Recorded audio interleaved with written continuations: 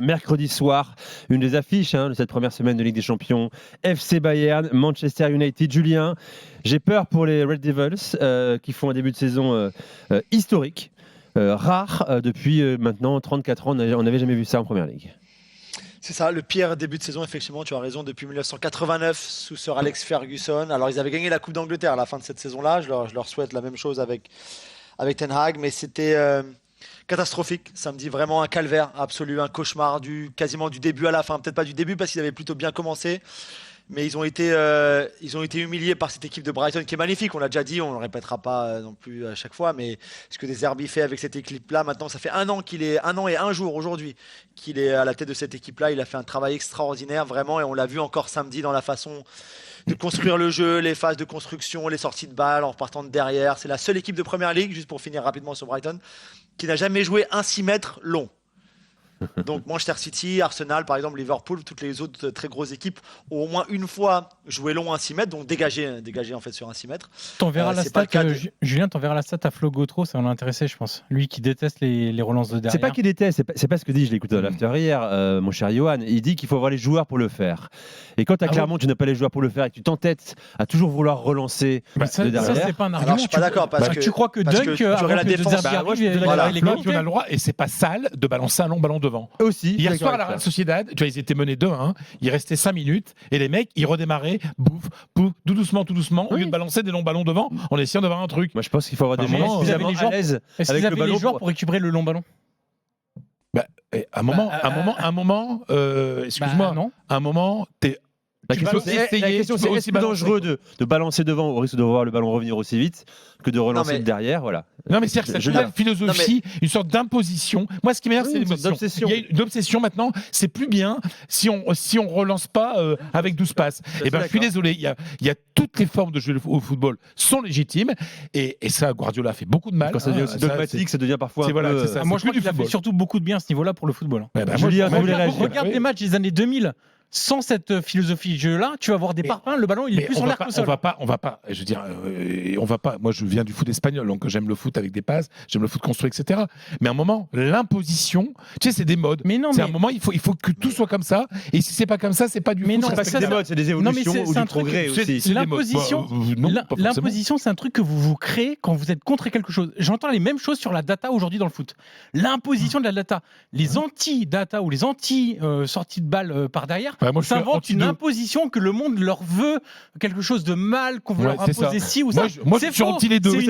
C'est très philosophique et politique. C'est une névrose qu'ils ont. C'est une névrose qu'ils ont. Personne ne cherche à imposer quoi que ce soit. On dit juste que moi, personnellement, je préfère des entraîneurs comme De Zerbi qui, peut-être que c'est pas Thiago Silva, mais Dunk, en 1 an et demi, combien de progrès il a fait sur les sorties de balles. Julien, tu voulais réagir aussi. Brighton, c'est la preuve absolue que tu peux faire repartir de derrière n'importe quel joueur. Eh oui.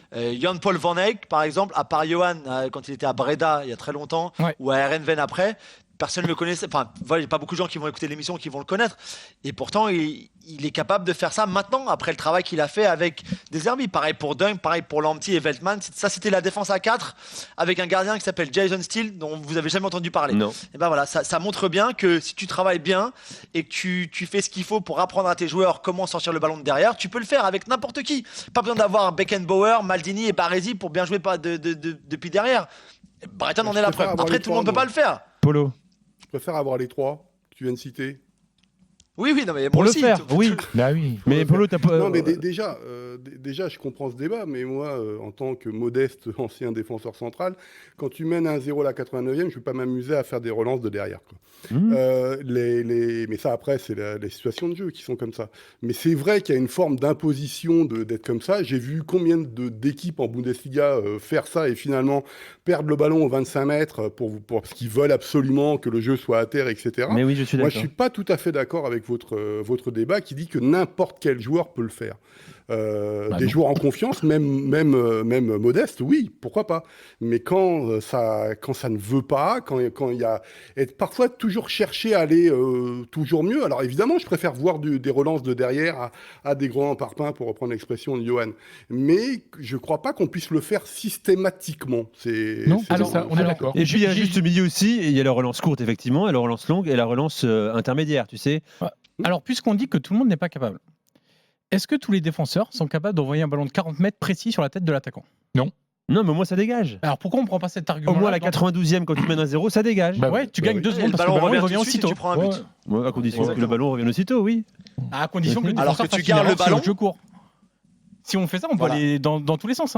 Bon, ben voilà, c'est un conflit de génération. Je suis mieux de tout ça. Mais on est d'accord. C'est très intéressant. Data relance, c'est un vrai débat sur le progressif, l'évolution. T'as raison. Et tu l'as c'est pareil. Oui. Donc je suis un vieux con et Polo est un vieux con, c'est clair. Mais non, mais c'est vrai. Mais non, on l'assume.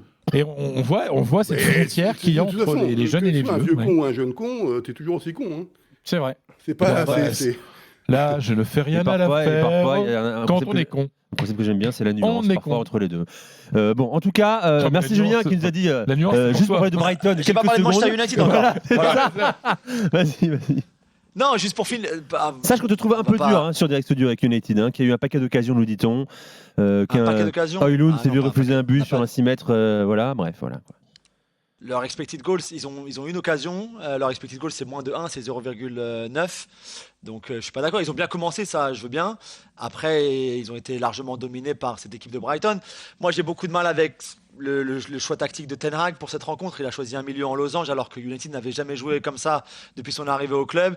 C'est passé complètement au travers parce que tu peux pas presser cette équipe-là de cette façon-là. Et surtout, quand tu changes ton système tactique, tu perds beaucoup de repères quand tu es joueur sur le terrain. Et forcément, on te demande de presser d'une autre façon puisque tu as un système tactique différent de celui que tu as l'habitude.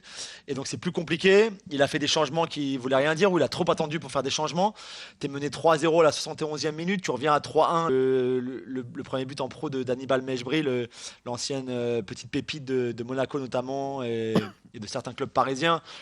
À la 73e minute et après tu attends encore 12 minutes pour faire rentrer des attaquants pour essayer de revenir dans ce match-là. C'était vraiment catastrophique, j'ai trouvé, et ça montre les limites actuelles de cette équipe de Manchester United qui donc se déplace au Bayern Munich, on l'a dit, demain, cette semaine, qui a donc perdu 3 de ses 5 premières journées de championnat, qui extra-sportivement a des gros problèmes bien sûr avec Anthony, avec Jadon Sancho qui s'entraîne tout seul puisqu'il a refusé de s'excuser après l'altercation qu'il avait eue via les réseaux sociaux avec Erik Ten Hag, plus Mason Greenwood maintenant qu'on a bien sûr refilé à Fredo et à Retafe.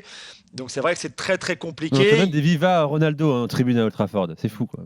Oui, alors la chanson de Ronaldo, ils la chanteront toujours parce que c'est la légende du club, mais c'est vrai que c'est très compliqué. Il y a bien sûr ce problème avec les propriétaires qui veulent dont la vente du club. Donc ça fait beaucoup. C'est pas que Ten Hag qui est responsable ou les joueurs, mais quand je vois Scott McTominay par exemple, juste pour finir, qui est donc aligné milieu droit dans ce milieu en losange, qui est complètement perdu, qui sur la première période, 49 minutes de jouer, il touche le ballon 12 fois. Il fait 7 passes, le pauvre garçon. Alors, je suis pas un fan de McTominay, je trouve pas que c'est un très bon joueur, mais quand même, là, c'était pas lui rendre service. Donc voilà, beaucoup de choses samedi qui vraiment n'allaient pas du tout pour United. Julien, est-ce que c'est vrai que celui qui était sûrement, il y a un an, le meilleur milieu défensif du monde, a l'air d'avoir 45 ans aujourd'hui ? Ah, c'est compliqué pour ton copain Casemiro. Casemiro. Ouais. C'est ce qu'on dit en Espagne, c'est que voilà, Casemiro aujourd'hui n'est plus le joueur qu'il a été. On a l'impression qu'il a vieilli d'un coup, quoi, que s'il n'est plus. Il y a encore 6 mois, il était encore ce joueur qu'il a été. Ouais, ça avait été bon l'année dernière. Et puis là, c'est vrai qu'il est un peu trop seul, il est un peu exposé. Le fait que l'équipe ne fonctionne pas autour de lui, qu'il y a cette dépendance sur Marcus Rashford, on a l'impression que le seul plan de jeu de United, c'est de donner le ballon à Rashford.